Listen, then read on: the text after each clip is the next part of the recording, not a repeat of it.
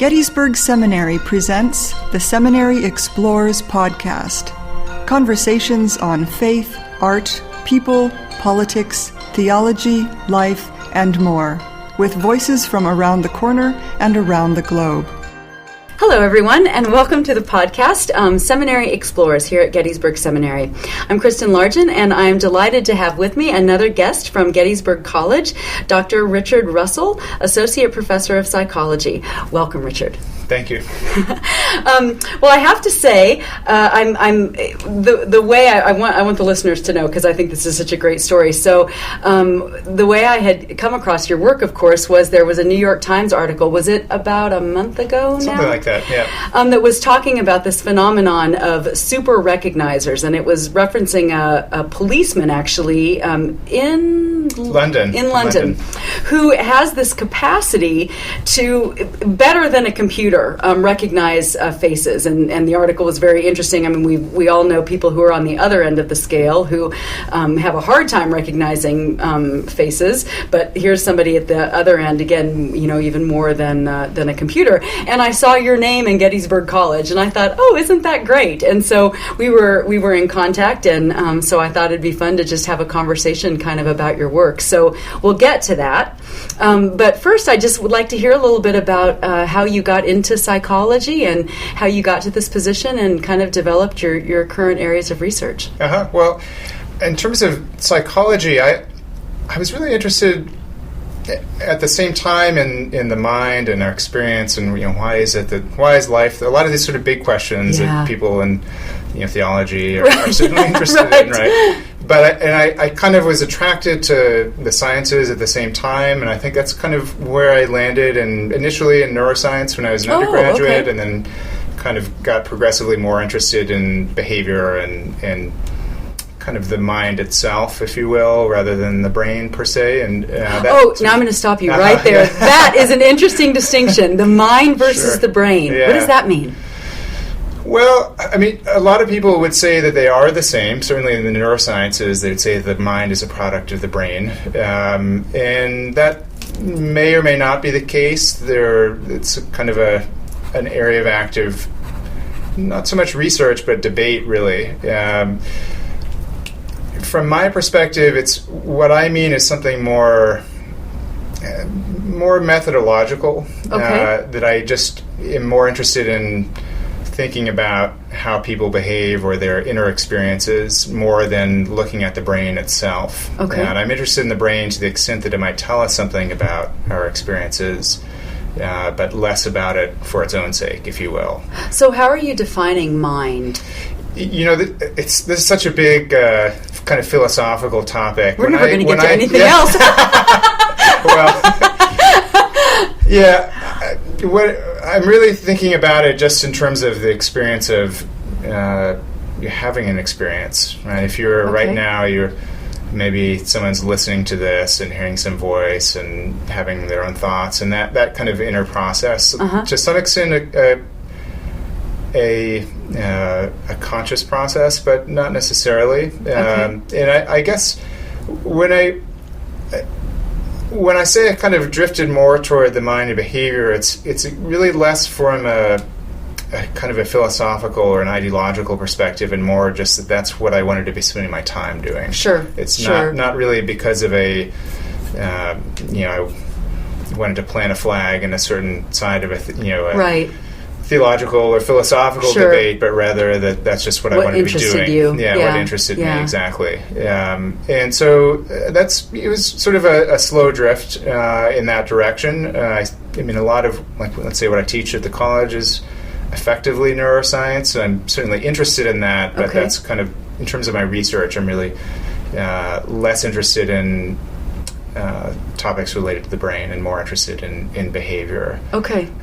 So I got interested in vision I had an interest in visual art and was doing a lot of photography and that just kind of led me to an interest in how do we see things and why does the world look the way it does. And of course, again, that's really fascinating because, I mean, there would be people who could argue it's purely a physiological process, how we see the world, right? But I hear you saying that you were looking more at the interactions of what's going on in the brain, maybe, and more context, or I don't know. I mean, yeah. Well, I guess it's more just that I'm not studying the brain per se. It's not that I saying it's not. I do think that process is happening in the brain, but I'm kind of interested in more exploring the lived experience of it. So it's not that I would deny the role of the brain in supporting vision, and it has a critical, really the main role. But that's kind of not what I wanted to focus on. So, right. Anyway, so I got interested in faces at some point. I'm not sure exactly how. That would be hard to say. And that kind of led me to, at a certain point, after I finished my PhD, I started a postdoc working in a laboratory that was studying prosopagnosia, which is sometimes called face blindness. Oh, right. So prosopagnosia coming from Greek roots for something like face ignorance. Oh, okay. And that was pretty interesting to me, studying these people who haven't. When I say these people, it's really, I'm sure, people who are listening right now. It turns out to be fairly common that a lot of people are just not good at recognizing faces. And when I say not recognizing them, I mean that they know who the person is, but can't access that information from seeing their face. Right. So in extreme cases, we have people who maybe go to daycare and pick up the wrong children. Oh, wow. Okay. So they really, can't even recognize, people that their family members that they're living with. So the people that they're the closest to. That's kind of an extreme case, but a lot of people are born this way, as far as we can tell. At least they never develop normal face recognition ability. And it's much more common than we realized until recently. Really, the internet has kind of fostered people getting together and kind of trading experiences, and the science kind of followed that community that built on the internet, sort of sharing experiences. And now that there are a number of estimates that suggest maybe around 2%, approximately, depending on how you define the cutoff, could be considered face blind, or are going to have real problems recognizing faces. It seems to be something. It's a bit like color blindness, in that unless you take a test for it, you may not know that you have poor face recognition. Oh, sure. Because it's not, who talks about how you recognize face? It just kind of happens, right? We kind of assume that it's the same for everyone. It turns out it's not. Right. And, which I think is also interesting, because it suggests that a lot of other aspects of our experience, including visual experience, these things that we sort of take for granted as just, a direct access to the world, that we're all seeing the same thing, and maybe that's not the case. Right. That's very interesting. Do they know what the cause of it is? Well, the short answer is no. It's still kind of an open. It's a pretty open area of research. We don't know. I was thinking, even we were talking, or actually earlier when you came in, about, have I seen you before? Should I recognize you? Right? When you're in a small town. But I was thinking about how, depending on who you are and kind of your your world, the kind of work and habits that you have, I would say for the majority of us, now maybe I'm overestimating, but we don't have to test it, because we see people in the same kind of contexts. So, like we were saying, so I have a group of people that I see regularly on church on Sunday, and I recognize them there. Or I see somebody in a classroom, right? So I know they're my students. But if I'm out on the battlefield running in the morning or something, I might see somebody and running, and think, wait a minute, I feel, So that's when the face recognition is really tested, when you don't have the context. Right. Yeah. Is that some of how they? How do you test for it? Well, so when we're testing for it, we try to strip away all of that context. So we often teach people to recognize, or try to recognize, new faces. And we don't give them any clothing or we don't give them voices. We don't give them distinctive patterns of walking. We don't give them a context like, you're at the dentist's office. Right. Right. Exactly. And so that makes it really hard. Yeah. We even, we take away the hair and, that kind of thing. That can be a distinguishing feature. People who can't recognize faces typically are fine at most of these other things. Sure. It's just that the face is particularly useful for identifying people, and so it's if you don't have that cue, then you're kind of sunk in these situations where the context is removed. Right. Yeah, that's so interesting. Anyway, so you had started doing that work. Yeah, and then through the course of this, the first time that we encountered someone who is the opposite, I tested someone who is face blind, and he was describing a friend of his as being particularly good at recognizing faces. And my first thought was, of course you think that. Yeah. You can't recognize anyone. Everyone's a genius compared to you at recognizing faces, and that's actually a common thing that face blind people will say. Maybe my spouse is amazing really at faces. Good, yeah. And it's usually they're good. I mean, they're sort of in the average kind of range. But he had more to say about this guy that sort of specifics about the other person's experience. So I thought, well, okay, I'll go ahead and test him. And we brought him in, and he maxed out all of our tests that we had designed to distinguish sort of average from below average people. And we thought, well, he could be really good, but we're going to need to make new tests. Oh, how interesting! So we ended up coming up with at that time a couple of new tests that we could use to test him, and then we ended up hearing from more people. We had some media publicity about prosopagnosia, and some people wrote to us to say, well, I think I'm the opposite. Do you want to test me? Everybody wants to be tested, Sure. And it turned out they were really good. They were much better than average.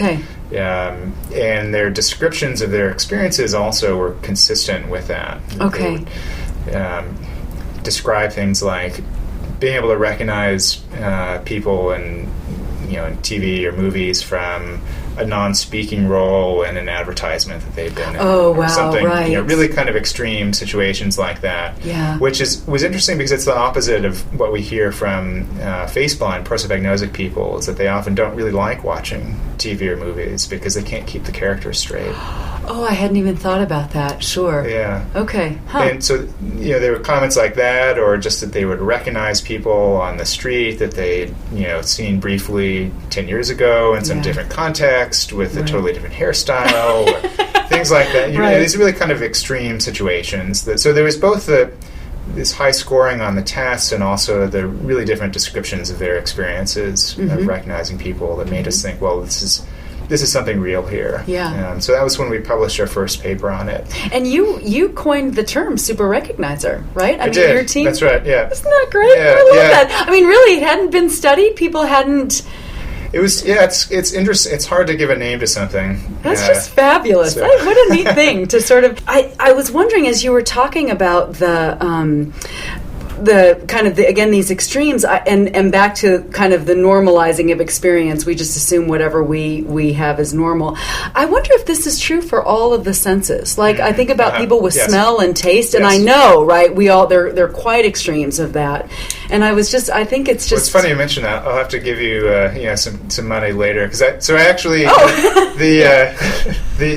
this term super recognizers actually took as kind of an homage to a phenomenon called super tasters. Oh, really? Okay. So it turns out some people are. It's a little bit. They're kind of different phenomena, but people who are called super tasters have more taste buds on their tongue, and they're more sensitive to certain kinds of taste experiences, like bitterness, for example. So people who are super tasters often are more sensitive to things like, well, maybe they dislike vegetables or they dislike alcohol or a variety, any sort of strong or bitter taste. They'll tend to avoid. Oh, okay. And there are some other distinctions as well related to the perception of bitterness.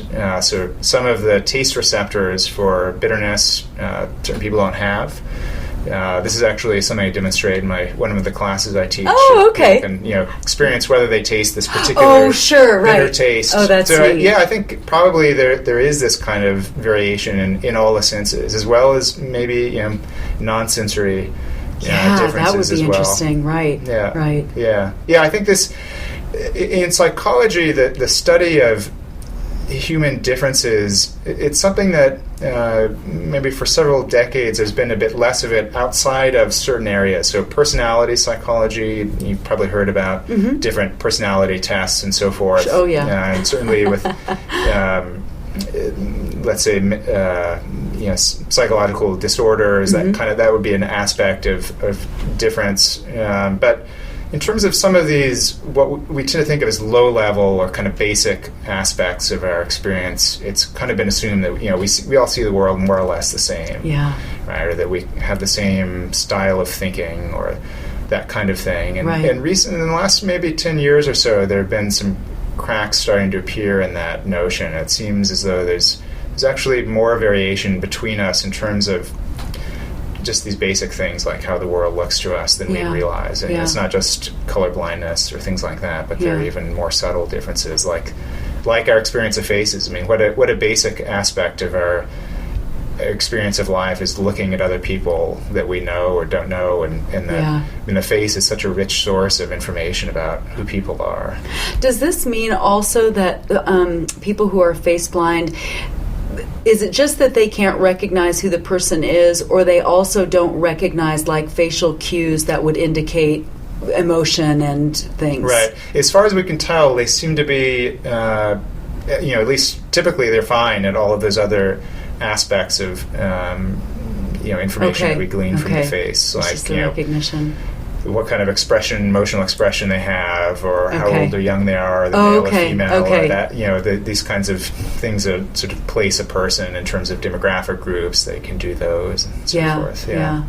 One of the things that I think is so interesting about that, and I'm again really appreciating as I hear you talk, is one of the things that we talk about up here a fair amount is theology and disability, right? And I think for a long time the kind of operating definition of a disability is everyone is sort of able in the same way, and then if you deviate from that, it's a disability, and it's seen as a problem, and it's rather than recognizing that we're sort of all on a spectrum of ability and disability in different ways. And so I think I'm always kind of encouraged to hear about these distinctions, because things that we wouldn't maybe aren't officially labeled a disability by the ADA, but still indicate these differences that do mean that we engage in the world in different ways and have different challenges, or and I just think it's a helpful reminder that there's not a normal, we just sometimes think that there's kind of a normal, it's more complicated than that, I think. Yeah, I mean who would have guessed that there is a spectrum of ability to recognize faces? Right. I mean, if we find this, what other kinds of abilities are going to turn out to be on a spectrum as well? Right. Yeah. Exactly. Well, tell me a little bit.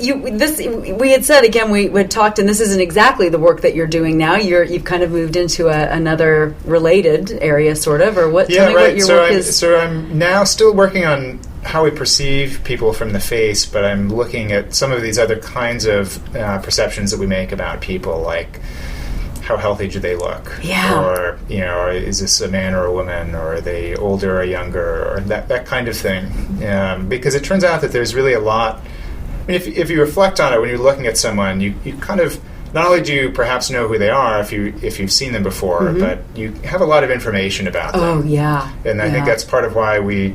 This notion of face-to-face communication. Of course, that's emotional, and I'm not really looking at that so much. A lot of people are doing that, but I'm not. But even these other kinds of things, right? We can tell when someone is hasn't slept well, or all that kind of stressed or happy or exactly. So, and does this also relate to what we find attractive, what we find appealing? Are you doing any of that work either? So I'm also looking at that. What are the factors that make faces look more or less attractive? This is something that maybe 30 years ago it was thought, certainly by everyone in psychology, and I think in the culture at large, that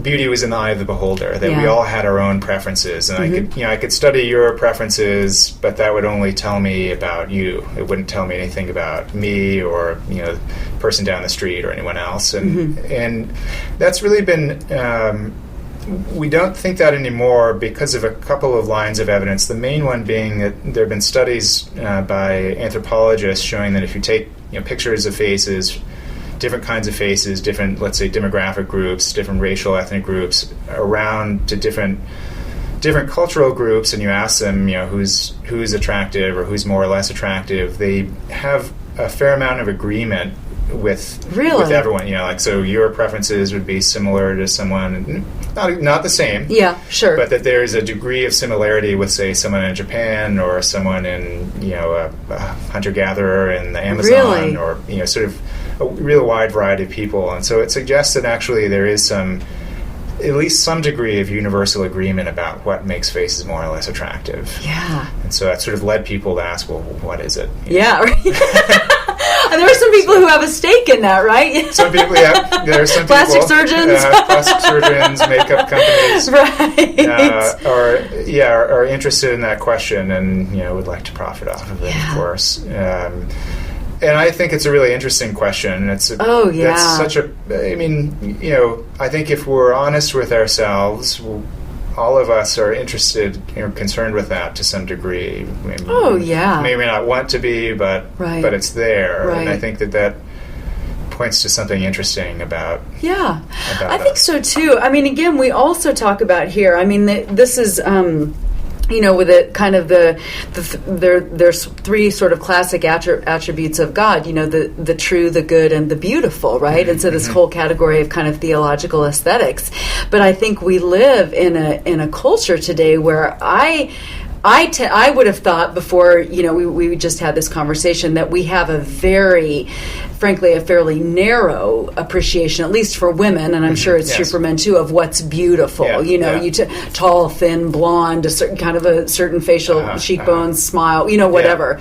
And so when you think about it that way, then of course you think about how race plays into that, and all of and what it means to be considered beautiful versus considered ugly.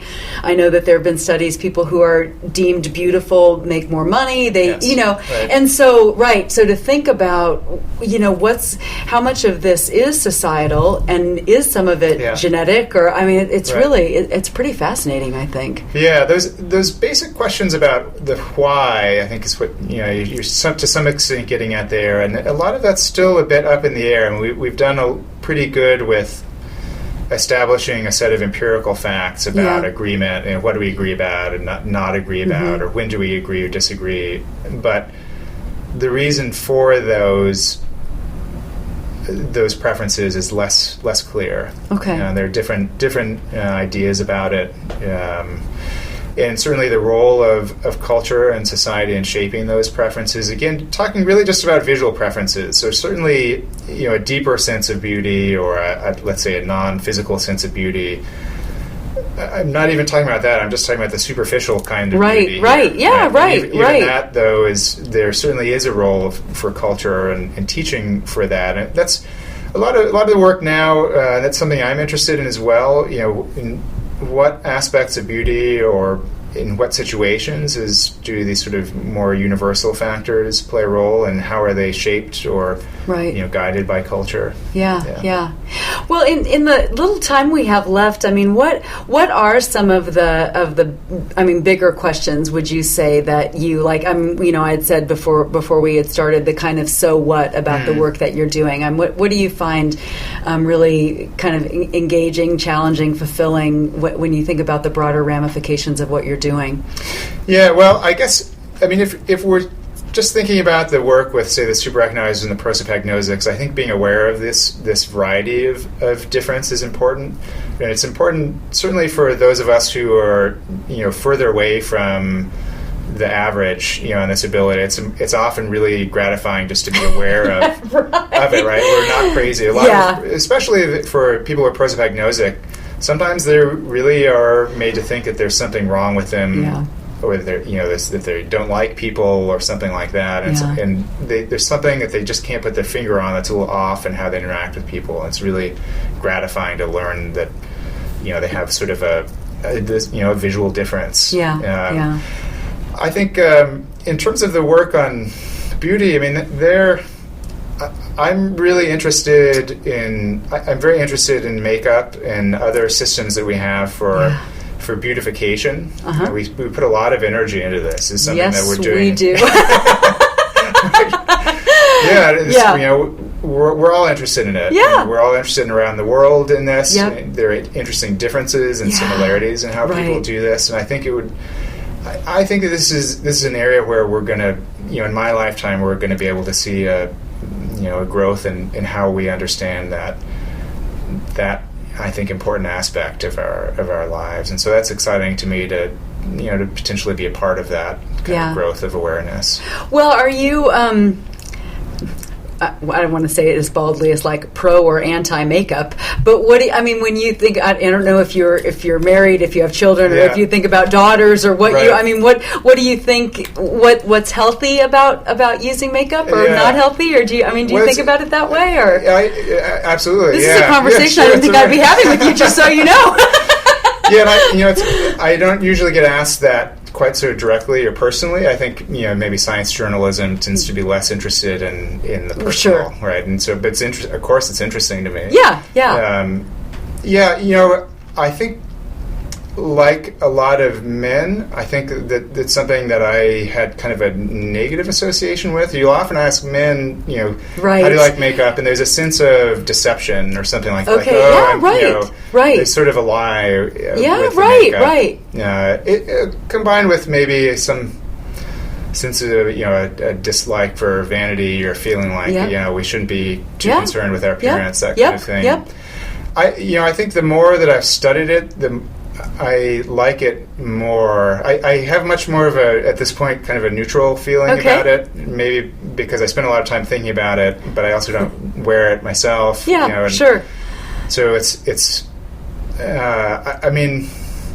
I think that sense that a lot of men have of not liking it is also tempered by the fact that in many ways men do like makeup. They just often aren't aware of how many women wear makeup. You have no idea how much goes into the natural look. Let me just tell you.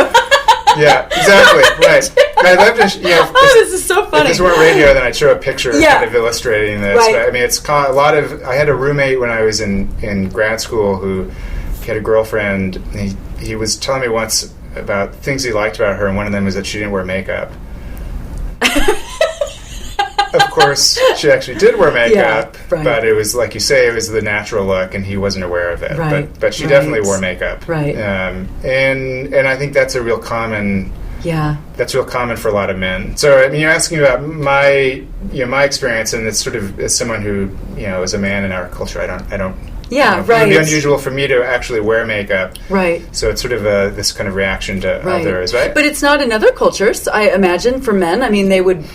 They probably wouldn't call it makeup the way we think about makeup now. Although I do think there are some cultures where it's more typical for men to wear, I don't know, a little foundation or a little eyeliner. Even in certainly in maybe not quite the U.S., but in Western culture, it was common a few hundred years ago. Oh, sure, there was smallpox, right? For men to wear foundation quite heavily and so forth. And we could look at other examples. Ancient Egyptians wearing the kohl eyeliner. This was something that not only men but also children would wear this. Both of those cases there was a kind of a medical reason, or in the case of smallpox, it wasn't medical so much as there was a sort of horrible scarring that people wanted to cover over. And it's thought that the kohl that ancient Egyptians wore had some antiseptic property related to the floods of the Nile. So my sense is that overall it's less common, if we're looking cross-culturally, for men to wear makeup in the style that, for example, we see here in Gettysburg or in not only in the West but really throughout the industrialized world. So also in East Asia or South Asia or other urban center, any place you could take an airplane to, let's say. You're going to see typically women but not men making their eyes and lips darker. Right. You don't see Men don't do that. They're not darkening the nose or some other part of the face. It's these specific parts of the faces, and this, I think, it's not an accident. You don't see men doing that, and part of it's because it actually accentuates a feature there's a sex difference in it. So male and female faces have a naturally occurring sex difference. There's more contrast around the facial features in women than in men. What's the eye difference in men and women? Yeah, so what actually differs, it turns out, is the skin. So women have lighter skin than men. Just in general? Just in general. Really? This is something that we're really generally, I wasn't aware of until I started studying this, but there's a lot of data around the world, and every sort of racial and ethnic group that's been studied, you see this difference, but it's fairly small. Okay. So female skin on average, and again this is on average, will reflect about 2 to 3% more light than male skin does.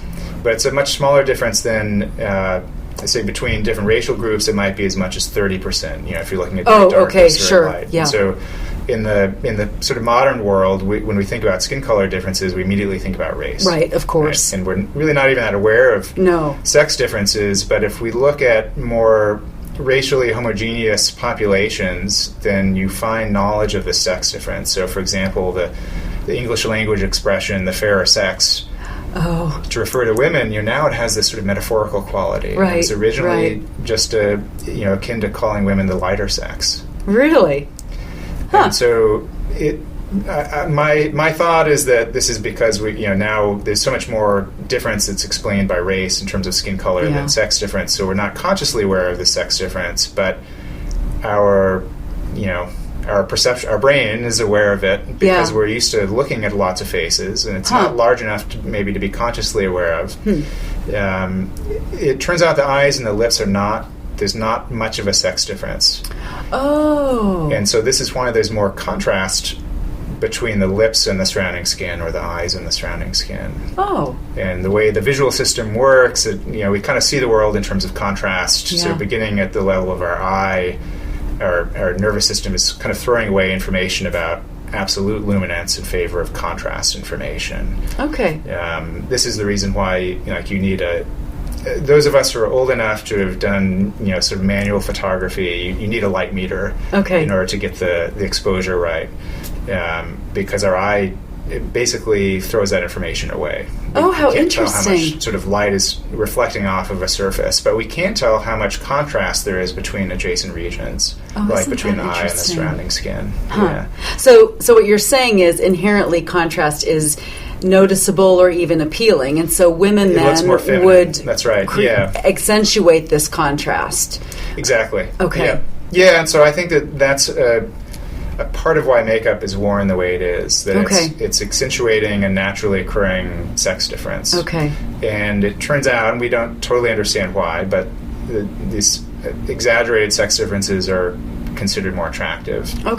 So, for example, if I have people rate how feminine a bunch of faces, female faces look, and maybe another group of people rate how attractive each of them are, we'll see a strong relationship, a correlation between those ratings. Again, we're not sure why. There are different ideas about it, but it's a quite robust finding.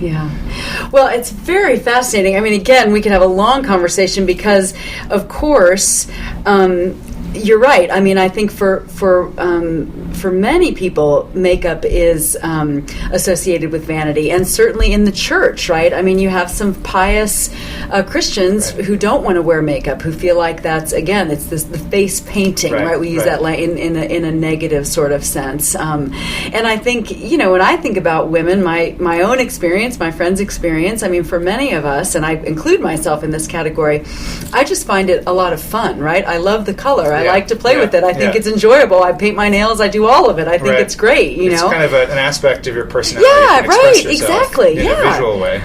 But I think there's also the negative of that is I think there is for a lot of women, they do feel a lot of pressure, right? And so you feel like you do have to look a certain way. And I don't know if you've done any correlations. The selfie culture and this kind of pressure of looking. So it's in some ways I think it's to hear you talk reminds me that I don't know if I want to say it's natural. I mean, I'm sort of wrestling just how I would even want to categorize this, but it's not simply vanity, or it's not simply, there's much more going on, and it doesn't have to be kind of an inherently, I think some people think it's sort of inherently a negative thing. I don't know, that's so interesting. Yeah, and yet it's something that it's so hard to, I mean, it's there in each of us, this sort of urge to be attractive, and to notice others as in aesthetic ways, in terms of attractiveness. Course. Yeah. And Well, and again, it's also, I mean, this just going back to what you said earlier, just how we view the world. I mean, how we see, right? I mean, that has such so many layers of meaning. I mean, how we see ourselves, how we see others, how we see ourselves in relationship to others, right? Because I think a lot of that, you can have a context, a group, a situation where everyone, this is sort of the norm, but then you go into another place and this is the norm, and so suddenly what was normal behavior in one context is not in another, and how that sort of works.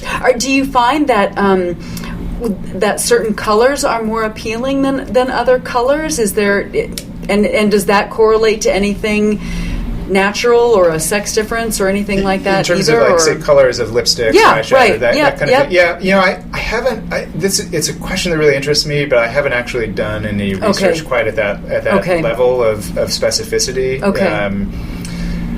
I mean, I think that's certainly one place that this kind of research could go, is toward guiding development of makeup, or making it appropriate for certain skin tones, or as we as we get older, how should our makeup change because our face is changing, or all of this kind of thing. Women's magazines are full of that information. Just so you know, it may not be based on your science, but they're full of it.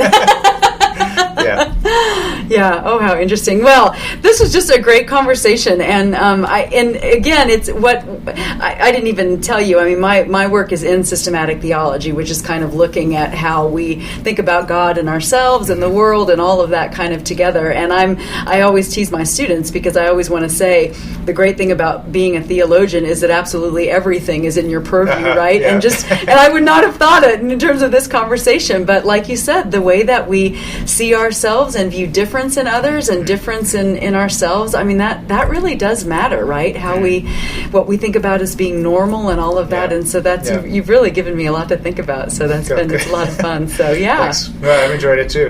So again, our guest was Richard Russell, Associate Professor of Psychology at Gettysburg College, and just a delight to talk with you this afternoon. Great. Thanks for talking to you. Thank you. You have been listening to The Seminary Explores from historic Seminary Ridge in Gettysburg, Pennsylvania, a production of Gettysburg Seminary. We invite you to visit our website at www.ltsg.edu.